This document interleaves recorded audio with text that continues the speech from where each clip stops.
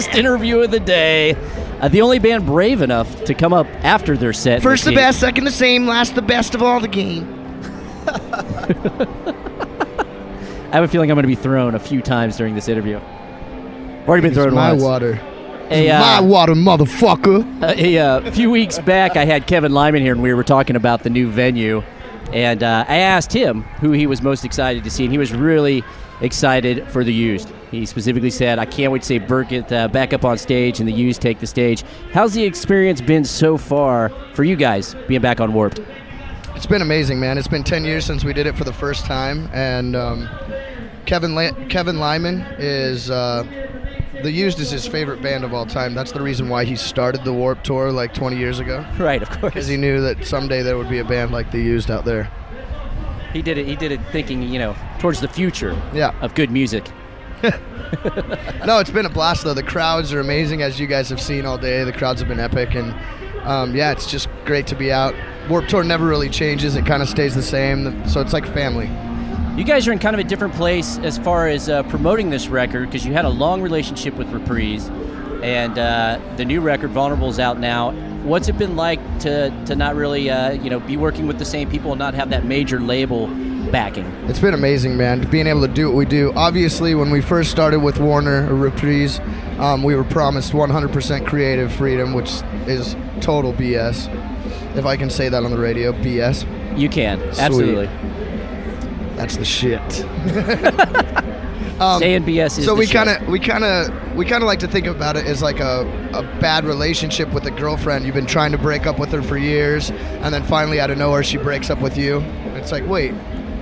But being able to do this on our own is a lot of hard work, but it's definitely worth it. And our record's doing great. Being able to put it out on our own has always been a dream of ours. So, did they get harder on creativity later towards your contracts? It seems to me that most of the majors are at least waking up to the fact that if they're going to deal with a creative band in any sort of alternative indie format, that they're kind of at least, loosening up on that a little bit. It was subtle at first. At first it was like, you guys should try to wear armbands and bulletproof vests. And then got to the point where they were telling me that I should change lyrics and all Probably this. a little different for you guys because you've had hits. Hits, dude. Hits, baby. I think it was mostly just them wanting to put their mark on it too. Like somebody in a suit being like, I want to be a part of this, so I'm gonna try to force you to put my name on it, kind of thing. Right. So thanks to this guy for helping. Yeah. Yep. So let's talk a little bit about the new album. First off, John Feldman back producing. Did he give you guys any shit for kind of cheating on him for a record? Yeah, he's very sensitive. Did he make some cracks with you guys? It wasn't even cracks. It wasn't even jokes. He was honestly upset about it. Really? He's real sensitive. He's never listened to the record. Yeah, he still tells us that to this day, but I think it's BS. But he's family first, so it was really cool once we got back into it.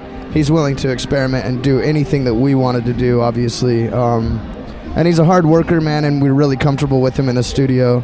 And, it was great. We got everything we needed out of the whole situation.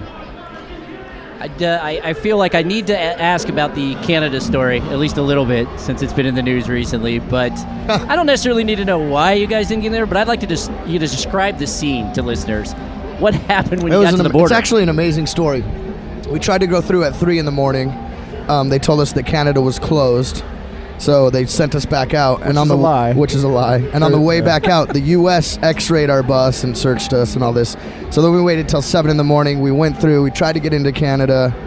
I have some issues with the federal government, with the FBI and the CIA. Murder on both sides of the border. Yeah. So that was an impossibility. So once we found out we couldn't go, we tried to get back into the U.S. And that was just as difficult. They deported our tour manager, and 3 of our crew guys got strip searched and got their buttholes tasted and the whole deal. Nice. All right. Well, that is a hell of a story, man. I just made it up. Even better. It's theater of the mind in radio, they say. What has been your favorite moment on Warped Tour this year? So far? So far. It was other than this interview, of course. It was really cool.